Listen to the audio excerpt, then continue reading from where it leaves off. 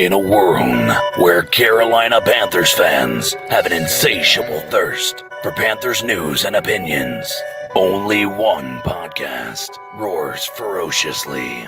It's the C3 Panthers Podcast. Yo, what's the deal, Panther fans? Tony Dunn in the house. C3 Panthers Podcast. Little free agency buzz going around. We're in the legal tampering period where free agency doesn't start for 2 more days. But now these guys get to chit chat and sign the deals and let us know about them before free agency starts. And the Carolina Panthers have let us know about 2 early deals.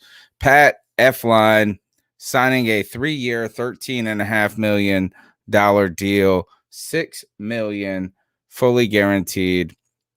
He is a former Viking and New York Jet, and waiting on our guest tonight, but life happens, you know. Scott Mason from Play Like a Jet podcast is going to come on here, hopefully in just a few minutes, and let me know what we got with this guy, Pat Elflein. And he's a guy that is a multiplayer, right? You've heard Matt Rule talk about he likes guys that are multiple, right? And so Elflein gives us an opportunity. Look, he's played guard and effectively at center in his past, going back to college. And the Carolina Panthers have also signed Cam Irving to a 2-year, $10 million deal with $8 million guaranteed, which we can also just say is a 1-year deal. So the Carolina Panthers have ultimately worked to bolster the offensive line. And when I say bolster, they didn't have any offensive linemen. That's the issue. Right now, they have franchise tag Taylor Moton. They have no left tackle. They have Matt Paradis, which I also heard someone who sounded more important than me say Paradis. So maybe I've been mispronouncing his name, meant parasing his name. Matt Paradis, right? So look, we do need some depth on the offensive line, but we also have heard news of Kerr getting cut, Jermaine Carter unfriending the Carolina Panthers and saying, I love the players, I'm out, kind of. So there is a lot of breaking news for the Carolina Panthers, despite us knowing any of those names going into this moment. So don't forget to smash the thumbs up button and check out the C3 Panthers podcast on Tuesday nights, which tomorrow we're going to have the whole crew. We'll have Cody Lashney. We'll have CK. We'll have the Bat Daddy. We'll have the calls. The number is 252-228-5098. And we will give you the most in-depth analysis. But right now, let's talk about this, is that Carolina missing a lot of pieces when it comes to the offensive line. We know that this was a piece or a aspect that they were going to try to address. So the fact that we're kind of poo-pooing, or a lot of Panthers fans are poo-pooing these 2 signings right here, is based on the players, but not based on the need. Right now, a lot of people is that we've heard Vikings fans, then to Jets. Well, I've heard mixed reviews when it comes to the New York Jets, but Viking fans who, I don't even know where Pat Elflein was drafted at, came out of Ohio State. Probably. So, all right. So let me here. I will address some chat first. Mad shout out to the chat room. Lance Kubiak, Michael Jones, Nova Black, my man, 704 Bound Charlotte, Caleb Dixon, Tim Estes, Underground West, my homie, Joe Lee, Humble Flip No Fool. You know, right is perfect. So you guys tell me. That's what I want to know. Y'all tell me, what do you think about these signings? I think if we're going to quibble, right, if we're Panther fans, here's the one thing. As Panther fans, a lot of the Twitter reaction was initially and just overall negative. And I was retweeting the negatives like crazy. Because What we're trying to do, it seems like, is I won't say we're trying to do, is the Carolina Panthers have a clear need on the offensive line. It's that simple, right? Is they don't have any offensive linemen except for two. There's three positions they got to fill. And then so we knew they were going to have to work on this. We knew it was going to be a combination of both the draft and free agency. So we're not upset that the trickling of news is offensive linemen. In fact, like that's what we're excited about. Offense. Oh gosh, damn, we need offensive linemen. But the problem does come with is that both of these names fail to impress. And that is where Panthers Twitter, that is where Panthers Discord, C3 Panthers chat. Check out the Discord channel, folks. We got a live chat going on all the time. It's kind of cool, man. It's like you can bring all of this together. The chat room in YouTube, the chat room on Twitter. We put it all together on the Discord channel, on Facebook, all of that. All the listeners can hang out on Discord and talk about this stuff. And it's not about the need. It's about the quality of player. But I do want to say this, guys, is that when you look at the numbers, I'm not too concerned about the investment, right? So a lot of people have been talking about this. Is Joe Lee says this. I love, in fact, I'll put his comment up here. I love the extra depth. Yay, like the kid's cheering in his little emoji or his little profile pic. People, yes, we need depth, but the problem is we need a front line. And I think that's a little bit of where the concern emerges, right? So Elflein, I think his versatility helps us in one way, is that we're signing him to be a guard. But what happens if Paredes, also known as Matt Paradis in my eyes, what happens if Paredes goes down? We need a guy that can scoot in, right? So multiple there. Cam Irvin has been described as a swing tackle, a guy who can play guard and tackle and neither well. So I don't know. Hopefully Scott will join us any moment. Let's see. I'm checking Twitter right now. He said, give me 5 minutes, wrapping up now. So what I would like to say is this, is don't forget, tomorrow night, Tuesday night, 9 p.m., the longest running Panthers podcast. Make sure you smash the thumbs up button for this show right now. And check us out on Tuesdays. The number is 252-228-5098. If anybody wants to call in right now, you can go ahead. 252-228-5098. You know I don't take live calls, but you just call in, leave your message. I'll play it real quick before Scott gets here. What do you think about these signings that we're doing? Obviously, they are necessary in the position base. Look at this. Look at this, folks. Irvin gets beat like a freaking drum. I've heard those words too many times as a Panther fan. Not only have I look, and I'm to the point where Byron Bell, I'm not even mad at that dude no more. I'm not even mad at that dude no more. Byron Bell played guard, okay.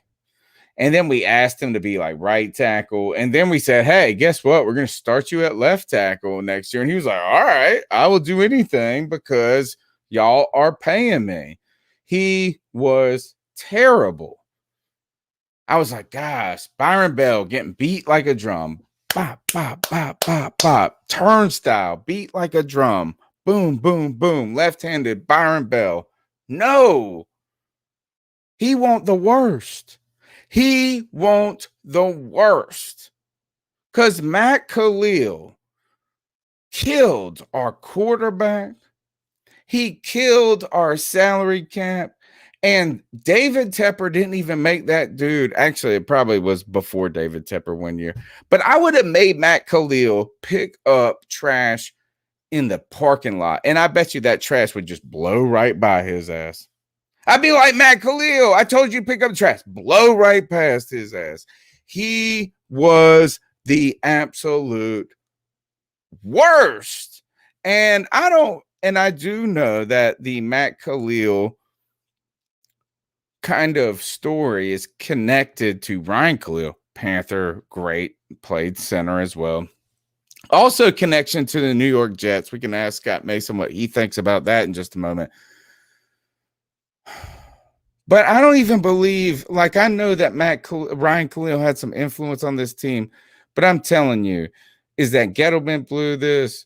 And you're right. Maybe they are right. Maybe they are that Jerry Richardson told, I don't know. But Matt Khalil may be the worst football player I've ever seen. And then my boy Mike Vella on Twitter, and also who hangs out in this chat room on Tuesday nights, his brother knows about these cats. And he said that Elflein worse than Khalil. I did not want to hear that. But I cannot believe we're trying to play him at left tackle. Obviously, he's not suited for that. He's a guard or a center. So the number is 252-228. My name's Tony Dunn, C3 Panthers podcast. I want to know what you guys think about the early free agency moves. Also, some cuts that have gone on. Zach Kerr was among those. I talked about Jermaine Carter Jr. briefly. Guys, there's a lot of work to be done on this roster. Do you agree with the Panthers moving early on the offensive line? I want to highlight a couple of comments right here in the chat room. Tim Hesty says Byron Bell would be legit right now. Oh my goodness, it may be the worst thing, right? We are trending down, homie. We are trending down. And we've been that was 2014. Seriously. And we ain't gotten no better. Right? On top of that, Keep Pounding says Rimmers was the worst one. He wasn't. Rimmers was good for 12 games, folks. And then after week 12, he hit a wall. And that wall hit him hard. And Rimmers has gotten a lot of flack because he did sign a pretty significant deal in Minnesota. Was the same Mike Rimmers there, played him at right tackle. And then we saw him most recently in Kansas City, initially as a guard. In the Super Bowl, they had to play him at left tackle. I could have told you that was going to be a disaster from day one. So all of those things are going on. The Panthers trying to strengthen the offensive line in free agency, and Panther fans are concerned that they're just adding warm bodies. We're going to bring in Scott Mason from Play Like a Jet podcast. Scott, welcome back to the C3 Panthers podcast. It's been a minute. Masking up. He's playing like a jet on his video. I'm just doing this is my Play Like a Jet mask. So yeah, I'm branding I see it. Yeah, I see it. it. He's playing like a jet right away. Scott, man, thank you for coming back. How are you doing on free agency day? Of course, brother Tony, anytime, man. I love having you on the show, and I love talking with you and the C3 crew.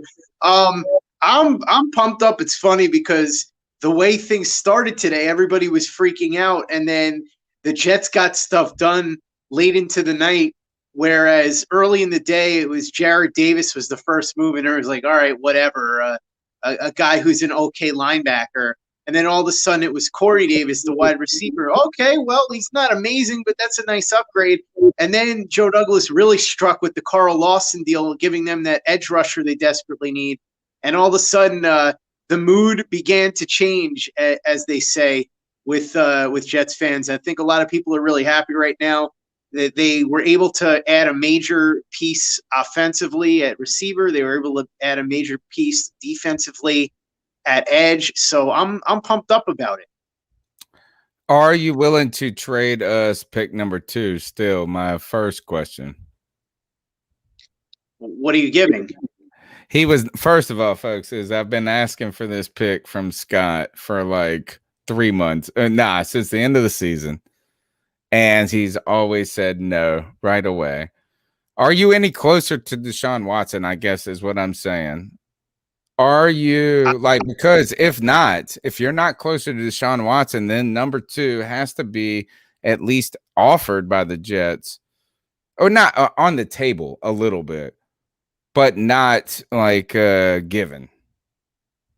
I think it all really depends on if Houston is stubborn enough to stick with Watson until after the draft. If that happens, who knows? As far as the number 2 pick, it depends. What are you offering? Because it would have to blow me out of the water if I'm Joe Douglas. I give you 3 firsts for it this year and 2 more. That's tempting. I may need to take your second rounder as well. I may need to take your second rounder as well. Please take Teddy Bridgewater. Anyway, we brought you on tonight to talk about the first name that came with the Carolina Panthers in free agency, Pat Elflein. Yes, Pat Elflein. Pat Elflein. He signed a 3-year, $13.5 million deal with Carolina. It's been verified by his agent. $6 million of that is guaranteed. I'm still wondering how much of the first year salary, right? So is that like $8 million in the first year, and then it's $5 million in the back, and they could get out of it? Questions. So I have questions about the contract still, about how it's structured. But the Panthers have last year, we had the highest paid left tackle in the league, not with us, but he was requested to be paid in Bitcoin in Russell Okung. Dude, and his money has quadrupled in the last. It's crazy. Russell Okung is the man when it comes to money. I love Russell Okung. He's one of my favorite players in the league. He is so anyway, we had him on a 1-year deal for $1 quadrillion. It did not affect the cap like that. But we also now have lost him. I couldn't even name Scott Miller, I think is his name. These rotation of guys that were just kind of warm bodies. So we lost all of them. We have a center in Matt Paradis, or Paradis, as I've heard recently, and Taylor Moton that we franchise tag. We need bodies. We need guards. We need, we don't have a left tackle yet. What do we know about Pat Elflein? Well, so Elflein spent the bulk of his career in Minnesota. He came to the Jets midway through the season last year after he got released, and the Jets put in a waiver claim on him. The problem with Elflein is, I'm trying to think of the easiest way to say this without really making your audience depressed. He reminds me a little bit of Brian Winters in a sense. Now, Brian Winters was a guard for the Jets for quite a while, and the Jets eventually moved on from him. What Winters would do is he would make a lot of these highlight reel pancake blocks. So people that didn't watch the Jets on a regular basis would say, ooh, that Brian Winters, that's a tough son of a gun. And he was extremely tough because he would play through all kinds of crazy injuries. But the problem was, if you watch Winters consistently, especially in pass blocking situations, he was very, very rough. And with Pat Elflein, he could make a lot of those really fun pancake blocks on running plays. And he actually wasn't bad run blocking, but pass blocking, he was really bad. He was brutal. And that was the problem with him in Minnesota. He gave up an insane number of pressures there. And I think that's why they finally cut bait on him. And I think that is what the Jets saw during the number of games that he started when he came in here. He was able to help get some push in the run game at times, but pass blocking, at best inconsistent, at worst he just really wasn't very good. He was drafted by the Minnesota Vikings at the 70th overall pick in the 3rd round in 2017. They had traded up for him to get that pick from the 79th. Interestingly and coincidentally, they sent a 79th and a 5th round pick to the New York Jets to acquire Zach Elflein, who then later became a Jet. Yes. Can he get better? Can he get better in pass blocking? I guess is that what do you think about that contract? Maybe I should ask you.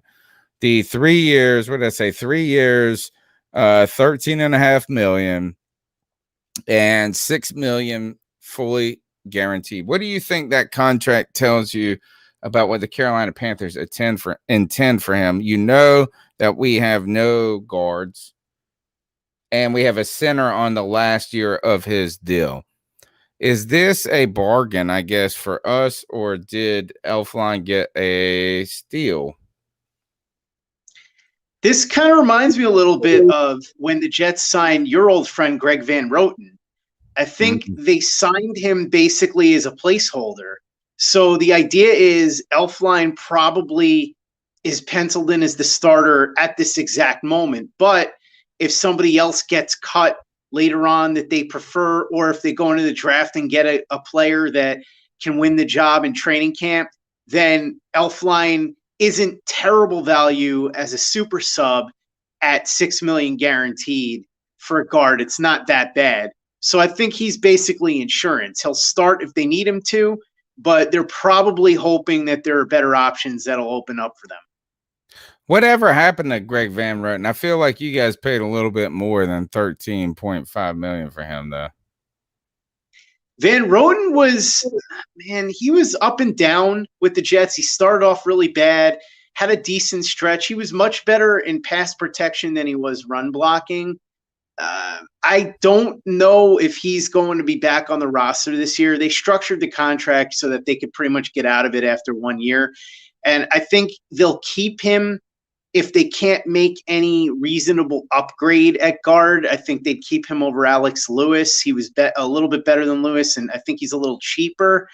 So I think he may stick around if they can't add somebody in free agency or somebody that gets released. I know a lot of Jets fans, myself included, were hoping for Joe Thuney, and he ended up going to the Chiefs. There aren't a lot of other options out there, although I will ask you about one guy.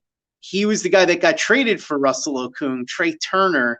What do you think about him? Because as far as I can see, as far as free agent options, he's really the only guy left that has any value. I know he was banged up last year, but for the Panthers, he seemed to be pretty good. So I looked up his age, and he's only 28. And I was a little surprised by that because he balled out early for us. So he came into the NFL and balled out, obviously, when he was like 23, 24, 25. Yep. And it's the last couple of years he struggled with injuries. How about this? Is that if you could sign his ass for a reasonable, like if you signed him for this deal, I'd be fine with it. Is that you would have to worry about injuries, obviously, but you have to worry about that with every player. He's looked kind of heavier to me in the past years, and this is just eyeball. I'm not a tactician, man. I just watch the football games from a fan perspective, but just eyeball, he's looked a little bit heavier to me, not as quick. And I think you'll be fine if you put him with some good players around him. And that's the real hard part, Scott, is evaluating players singularly when their position where everything is dependent, right? I don't know what position is not dependent on something else in the NFL. So how do we evaluate a player on a bad defense that played well? You know, I mean, it's very difficult. And so that's what I would try to say with Trey Turner is that, look, he's proven that he could play very well and at a high level in his career. He's, like any pro, dealt with injury to a certain extent. And really now is the time to probably get him because he ain't going to cost anything. The real problem, the reason the Chargers dropped him is because it's not because they disliked him. It's because they had to pay him $11 million this year. Right. Yeah. The way I look at it, Tony, he's really the only decent option that they have left. If he can be fully healthy, he could be worth a swing, as you said. Otherwise, yeah, I think Van Roten could stick at least temporarily because maybe they have him battle it out in training camp with a draft pick or with Cam Clark, who they drafted last year. But he was more or less what everybody kind of expected. a placeholder. Nobody thought he was going to be anything more than serviceable. I felt like which is y'all kind of what paid he him a was. little bit more than that, though. Y'all paid him like he was going to be better than that. I don't think he got that much because I know they can walk away after 1 year with a negligible cap hit. Has but it been that? It's only been a year? Yeah. Last year was the only year. It feels like a decade to me at this point as a Panther fan. All right, let me ask you this: is that what are the storylines in the NFL on your mind, both with the Jets and just at large? Well, with the Jets, I really want to see what they're going to do at quarterback. You were talking about the number 2 overall pick. Obviously, Watson still hangs in the balance. We don't know what's going to happen there. Are the Jets going to hang on to Darnold? Are they going to trade him? Are they going to trade out of the number 2 pick? If they do, is Carolina going to jump up? That's one team that's been mentioned a lot in terms of moving up to number 2 or number 3 with Miami. So that to me is a very interesting storyline. The Watson storyline, whether he goes to the Jets or not, is incredibly interesting because we've never seen anything like this with a quarterback at his age at the peak of his powers. So if he does get traded, when does it happen? Him on a deal, homie? You're gonna get him on a deal you understand. That's my thing, is that obviously it's a big deal. But we understand that the NFL is growing and growing, and quarterback salaries are growing and growing. You understand the tenets of the deal. It's much different than trading for Russell Wilson. I think who could come in and say this is now it's time to talk extension right away.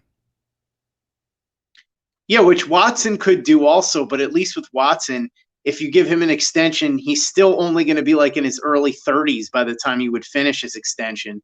Wilson is 7 years older, so it's a different ball game there. Is there a chance with Watson, though, if he was ultimately has demanded a trade? He has been known as a good dude. People like him, right? We like him. Everybody likes him. He's got a good persona, I guess, or image. If he was demanding a trade, and then the first thing he does is is that a year out, though? A little bit, maybe. Like, I mean, he can't get to New York and be like, all right, now I'm here and now I'm a dick because I live in New York. Well, no, I think what he could do is, because he has a no trade clause, he could tell the team that's going to trade for him, I'll waive the no trade clause if you give me an extension. You see what I'm saying? Yeah, that's a good point. All right. What else across the NFL just piques your interest, and then I'll let you go. Man, I just want to see where a lot of these big names are going to end up. Kenny Golladay really is fascinating. I wonder where he ends up. He's easily the best wide receiver on the market. Your guy, Curtis Samuel, I want to see where he goes. I really like him. Possibility for the Jets. He would be interesting. He's from New York, so that could be someone that would fit well with what the Jets are looking to do on offense. And then I'm curious to see where some of these other big name free agents wind up, especially when you're talking about a situation where you have teams that have a lot less cap space than normal. Because, and I was talking to a cap expert about this, even though the cap only went down $10 million, the cap normally goes up $10 million. So it's not that it's 10 million less, it's 20 million less than teams were planning for. And that's why teams like the Jets, who carried over space and stuff, now we're in a pretty good position. So I wonder what's going to happen with some of the bigger name free agents, but also even if some trades happen just because teams are desperate to clear away space. So if I'm the Jets, for example, I might be calling the Saints and saying, hey, what's going on with Ryan Ramczyk, or what's going on with Marshawn Lattimore? And there are other teams that you could call up. I wonder what's going to happen with Darnold, because the 49ers. It's like a black market free agency. Mm-hmm. Like an underground free agency of trades that potentially happen because you don't spend your money on just this limited group of people. but you also know that other people are holding assets that they might know that they can't truly afford at the moment.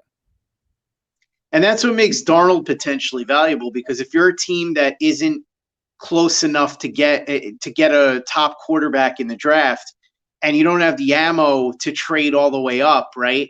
You look at Darnold and you say, okay, well, he struggled for the last 3 years, but he's only going to be 24.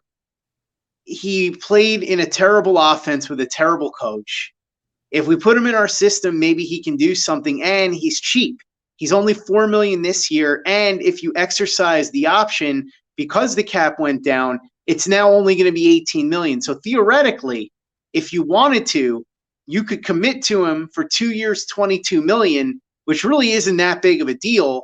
And he's probably not for a quarterback, exactly. And he's probably the closest you're going to get, unless you have a high pick, to getting a quarterback who has the potential to be a franchise quarterback. Now, obviously for the Jets, it's a different calculation because they're sitting at number 2.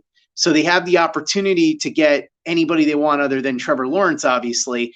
And so it makes it a much easier decision to move on from Darnold. But for another team, like, let's say, for example, the Saints, they just signed Winston. I was going to say if they didn't sign Winston, but they did just sign him. Or I know Washington just signed Fitzpatrick, but he's a bridge.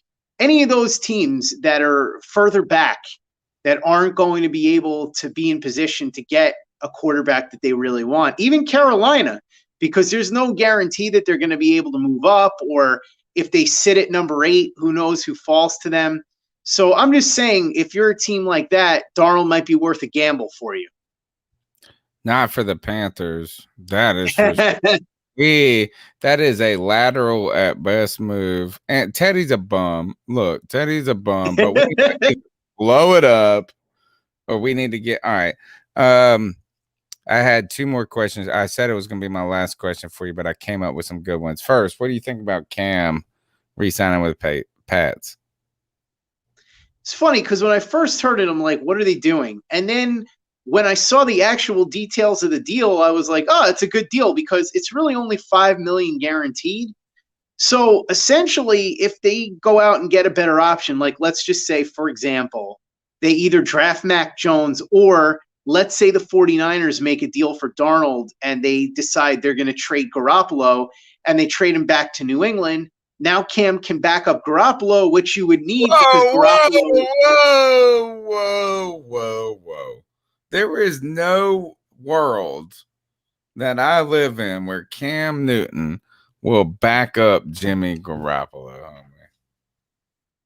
I mean, I don't see any way that it would be crazy, especially since Cam's getting paid $5 million in guaranteed money. Garoppolo is any smidgen better than Cam Newton? Not prime for prime, but now if Garoppolo is healthy, yeah, of course. Cam looked washed last year. You don't think so? You don't think Cam looked washed?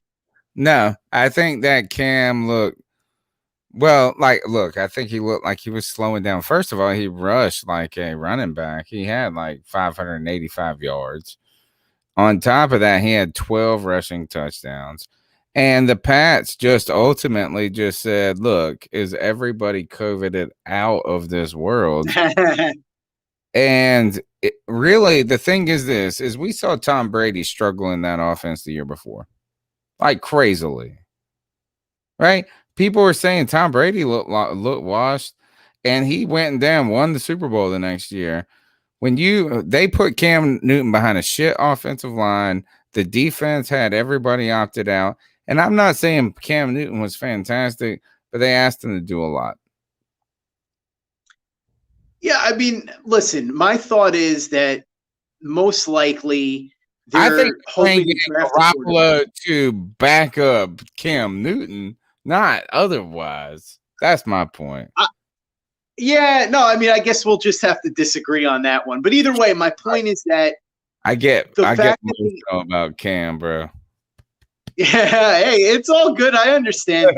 But in all seriousness, when it comes to Cam, I think at $5 million guaranteed, basically the best case scenario is that Cam like you said, turns back the clock, and if that happens, he gets a max of $14 million, which would be a bargain if he can be anything close to what he used to be. And What if a not, and he ends steal up, for them. What a steal for yeah, them. yeah. And if he doesn't do that and he ends up a backup, then so what? It's $5 million, which is nothing for a backup quarterback. So I think it ended up being, at first you hear it and you said, what are they doing? And then you realize, oh, they're not really committing to Cam. They're bringing him back, but there's no guarantee he'll be the starter. So for $5 million guaranteed, that's nothing. I think it's actually a pretty solid move. It was a better move than a lot of the other moves the Patriots made. Some of those were made me scratch my head, I'll tell you that. Last question for you. What do you want the Jets to do What do you want the Jets to do in the draft? I was going to say at 2, but that implies you pick. What do you want the Jets to do in the 2021 draft? I would say, Tony, that if the Jets keep the number 2 pick, which I would be in favor of unless they can get Watson, otherwise I would stay at 2. I'd like to see them draft Zach Wilson from BYU, and then what I'd like to see them do from there is use their picks to fill the areas that really need to be filled, particularly on offense. I mean, I like the fact that they got Corey Davis, so that helps, but I wouldn't mind seeing them draft another wide receiver. For instance, if they don't sign Curtis Samuel in free agency, maybe they go into the draft and try to get Kadarius Toney at number 23. I happen to be a big fan of, and I know you're in this territory, so you would know him fairly well, J.C. Horn from South Carolina. I'm a huge fan of his at corner. So that's a guy I'd like to see them get. If he's there at 23, that would absolutely be the pick for me. And I'd even consider, I know Jordan Reed from the Draft Network recently had a mock draft with the Jets moving up a couple of spots to get Horn. I'd be all in favor of that. I think he could be a number 1 corner. And then after that, I'd like to see them really solidify the interior of the offensive line.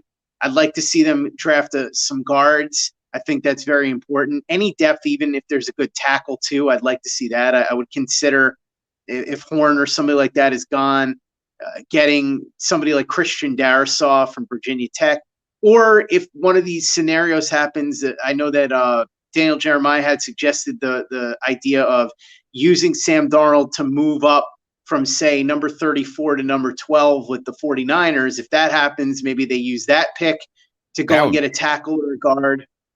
Something like that. And then Kenny Gainwell or some other quick running back I'd like to see. You need to add youth and upside at running back because the Jets haven't had that in a while. So that's really what I'd like to see them do.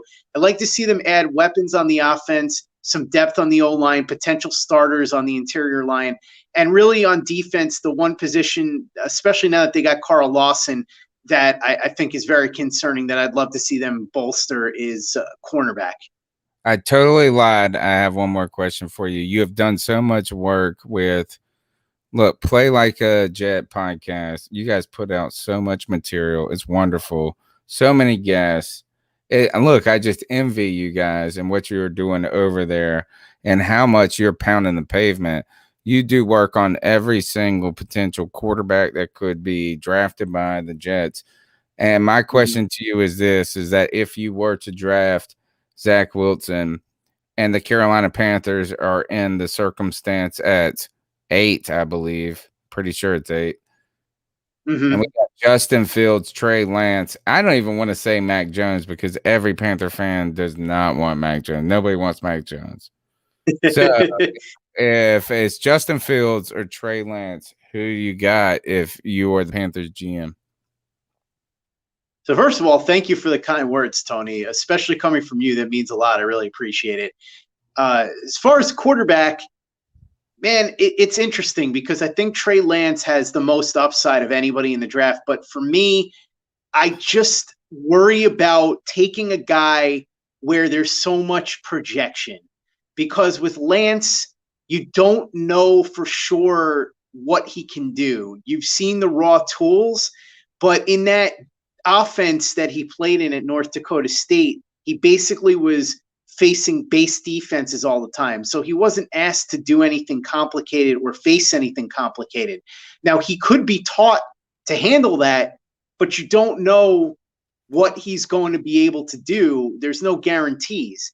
With Fields, there's a lot of that as well, but I think he's faced better competition. He's had to deal with different things, and I think he's shown to be a more accurate passer. So I think what it really comes down to is, truthfully, I personally would lean towards Fields, but if you have a coaching staff, and look, Joe Brady is a guy who, as you know, you and I have talked about Brady before. He's somebody who's very well regarded for his work offensively and scheming and figuring out how to get the most out of the players he has. So if you have a guy like Joe Brady, where you can even have the flexibility, I know you hate Teddy Bridgewater, but if you hang on to Teddy Bridgewater and you say, all right, listen, we're not sure Trey Lance is ready to play day one, right? You see what I'm saying? So you could potentially do that. This is what I've been preaching, is I'm all in on Trey Lance. I'm all in on Trey Lance, and I think we have a circumstance, like you're saying, where Teddy Bridgewater, they've already thrown him under the bus, and you play until you lose your job. And like you mentioned, Joe Brady can get a lot out of his players. Look, we think Teddy Bridgewater is a bum, and he just had 3 1,000-yard receivers.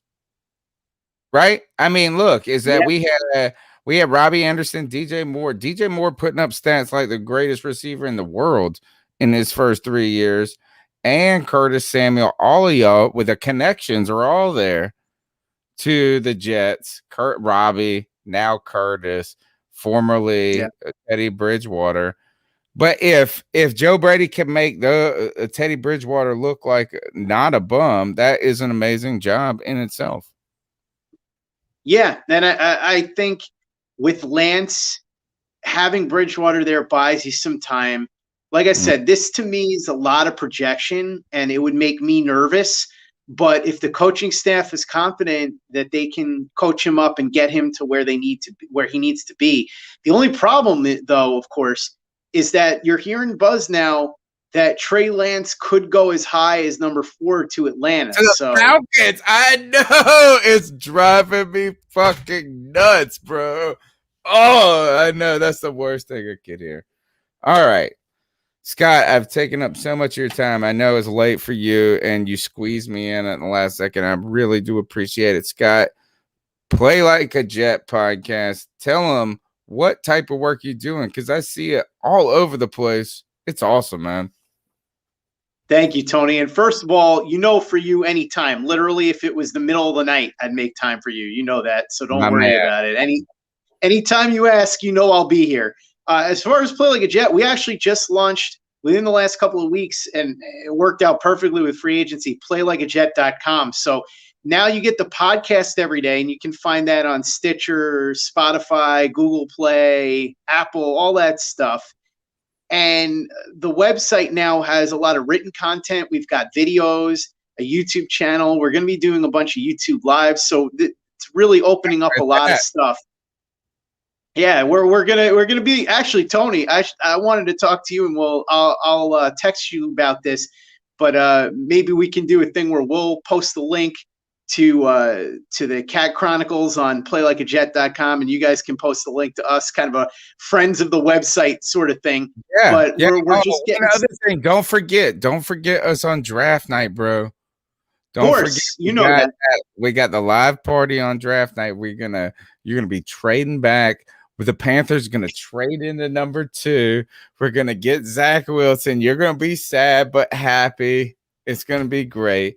So where can they find the website, though? So, yeah, the website is playlikeajet.com, and you can get the podcast there, but all the great written content, too. We've got everything up from what happened today. It was a mad scramble. Luke Grant, John Grella did such a great job today helping me out with putting everything up with all the happenings. I'm going to be, as we speak, in a few minutes, I'm going to be recording a podcast with Chris Nimbley of jetsinsider.com to recap everything. And the podcast goes up usually right around midnight every day. That's 7 days a week. And tonight it'll go up a little bit later, but that's okay. But generally, somebody is able to download the podcast first thing in the morning. If they have an overnight shift, they can hear it then. Whenever it's easiest for them, it'll be available. And then all the written content and the videos and all that are up right now too at playlikeajet.com. So that's where they can find me. Tony, like I said, anytime you need me, I'm here. You just let me know. Happy to come on anytime you want. And it's always a blast talking to you. The only regret I have is that I didn't get a chance to talk to the rest of the C3 crew. I know. Don't worry. We got you. We're going to bring you back on. We'll see you soon. Scott Mason, Play Like a Jet. Go check out his work. Thanks a lot for your time, Scott. Thanks, Tony. Appreciate it, brother. All right. Okay, guys, look, the Panthers have made some moves in free agency that has in the initial stages to pad the offensive line.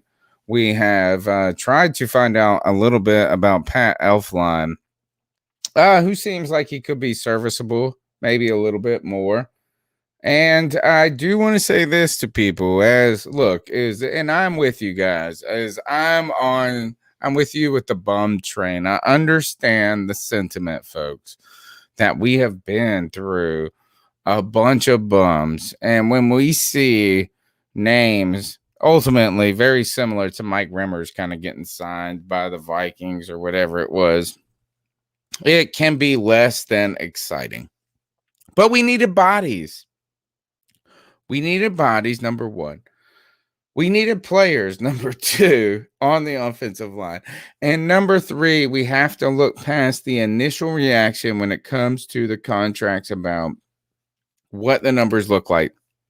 Because when you think about it, what is a starting guard ultimately going to be paid?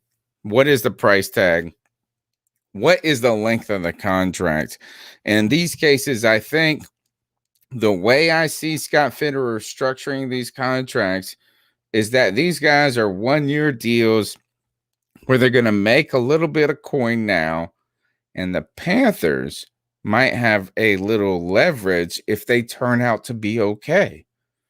If they turn out to not be bums, we may get a deal in year 2 or 3, but certainly it could be a $6 or $8 million bum.